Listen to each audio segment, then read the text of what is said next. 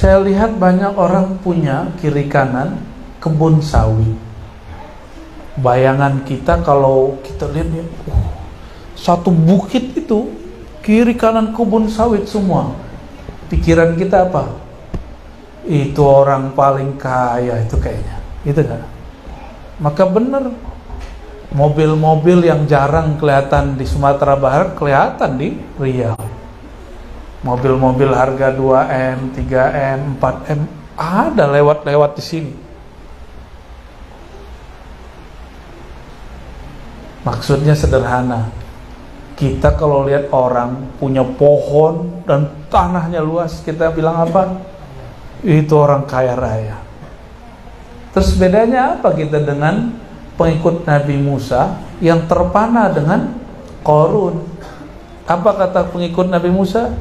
Ya Allah, itu punya siapa itu? Yang lain jawab, itu punya Qarun. Lalu mereka mengatakan, coba kita punya dikit aja, 3 hektar, 5 hektar, 10 hektar aja punya si Qarun. Udah tinggal tidur, pasif tinggal nanti telepon doang. Ayo nih bahas gitu doang, kan? Bayangan kita, bener nggak? Kenapa kisah ini diulang? Kisah ini diulang di Quran karena Allah kemudian ciptakan orang-orang seperti Qarun dan ciptakan orang seperti Fir'aun, ciptakan orang seperti Nabiullah Musa alaihissalam, ciptakan orang yang mengikut Nabi Musa lalu murtad, yang ikut Nabi Musa lalu istiqomah, ikut Nabi Musa lalu meninggalkan Nabi Musa, ada ikut Nabi Musa lalu berjuang dengan Nabi Musa. Potret itu ada semua. Qarun dan Haman. Qarun itu dulu murid Nabi Musa, kere kata orang, kismin, apalagi istilahnya, miskin. Minta doa sama beliau, doa Nabi kan mustajab. Setelah didoakan Nabi Musa, dia usahanya lancar, dan dia menjadi kaya raya, gak sempat ngaji lagi, gak sempat lagi membicarakan ehwal akhirat. Ini Nabi Musa itu sering cerita tentang Nabi Muhammad SAW. Jadi maulid itu sudah ada sebelum Nabi Muhammad SAW. Nabi Muhammad belum lahir, Nabi Musa udah ngomongin Nabi Muhammad mulu sallallahu alaihi wasallam. Kenapa Nabi Musa ngomongin Nabi Muhammad sallallahu alaihi wasallam? Nabi Musa dulu ingin menjadi nabi akhir zaman karena beliau diperpanjang pandang batinnya sehingga beliau bisa melihat alam akhirat. Di alam akhirat beliau melihat, wow, itu pengikut siapa kok banyak sekali. Kata Sayyidina Jibril, wahai Musa, itu pengikutmu.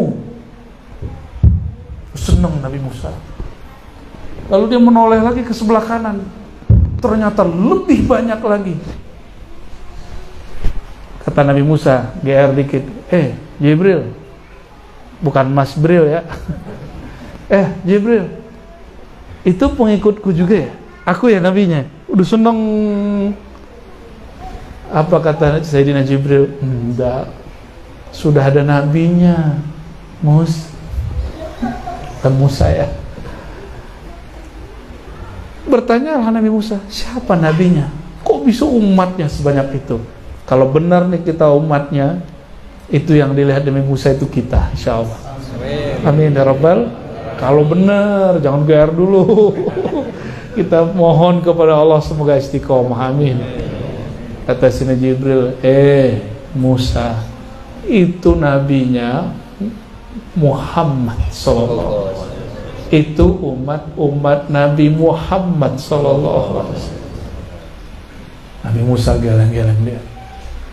Di riwayat lain, Nabi Musa berdoa, ya Allah, itu umat banyak sekali, jadikan aku nabinya. Ini sering saya kisahkan. Tapi mengisahkan ini gak pernah puas. Girang kita bukan main. Inilah hebatnya Sayyidina Muhammad SAW.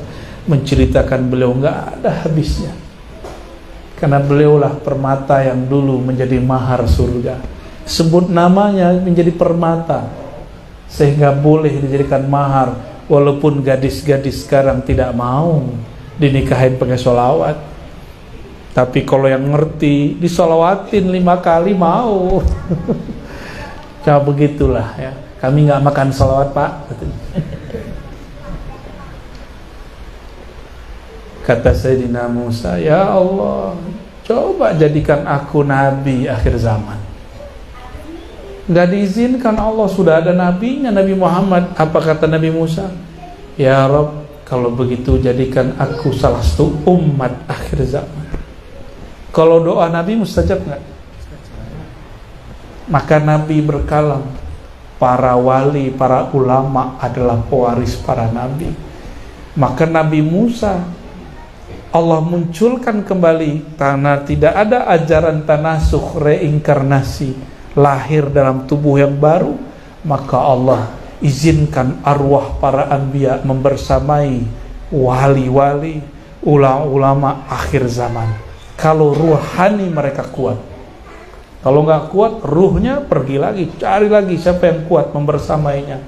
Tapi bukan reinkarnasi, ya. Jadi tidak seperti yang dibayangkan sebagian orang, tubuh ini lalu ruhnya nyatu ke badan. Enggak, ruh itu cuma berkait dengan badan.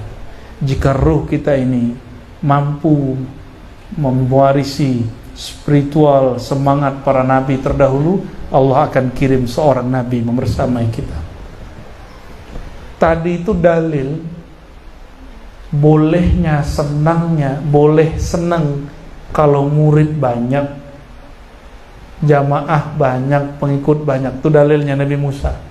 Makanya kiai-kiai gencar bikin pesantren, lalu mengkampanyekan, ayo masuk pesantren saya, ayo ngaji.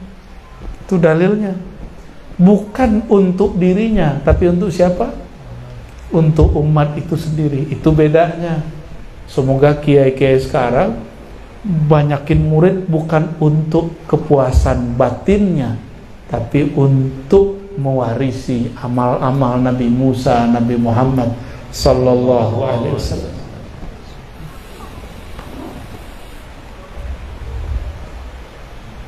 Apabila bersolawat kepada Nabi jadi mahar dan sah loh, ya,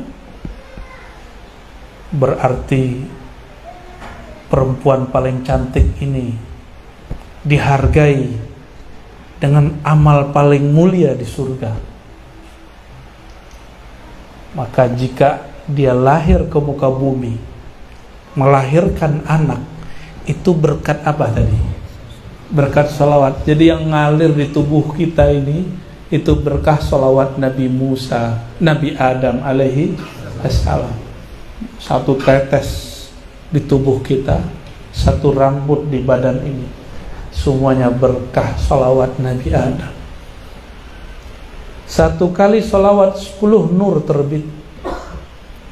Berarti ketika Sayyidina Adam bersolawat, berapa nur terbit saat itu. Itulah yang membuat dirinya sah menggauli Sayyidatuna Hawa alaihassalam. Itulah yang mengalir dan berkah sampai hari ini di tubuh kita. Maka kita katakan, salatullah wa salamu alaika ya Sayyidana Adam. Salam dan salawat juga atas engkau wahai kakek kami, ayahanda kami Adam. Karena salawat beliaulah kita ada hari ini. Alhamdulillah. Jika bersolawat saja berkahnya sampai sekarang, kira-kira yang disolawatin lebih berkah nggak? Bener ya? Nyebut nama dia udah berkah. Gimana tubuhnya? Gimana wajahnya? Gimana sosoknya? Dahulu dia disebut Ahmad karena tubuh fisiknya belum diberi, tapi nama Muhammadnya sudah ada. Ahmad itu ruh. Sebelum ada Muhammad bin Abdullah namanya Nur. Namanya apa? Jadi nur itu nama Nabi Muhammad SAW juga. Maka cobalah kita kemudian lihat dalam Al-Quran, hampir semua lafaz yang menyebutkan nur, cuma beberapa kecuali mengarah kepada Sayyidina Muhammad SAW. Dan beliau juga berdoa, ya Allah jadikan aku nur. Maka kita juga mengatakan, Allahumma sholli ala Sayyidina Muhammad nuril anwar. Ya Allah, sampaikan salam kami kepada Sayyidina Muhammad, nur, sumbernya semua cahaya. Allahumma sholli ala Sayyidina Muhammad.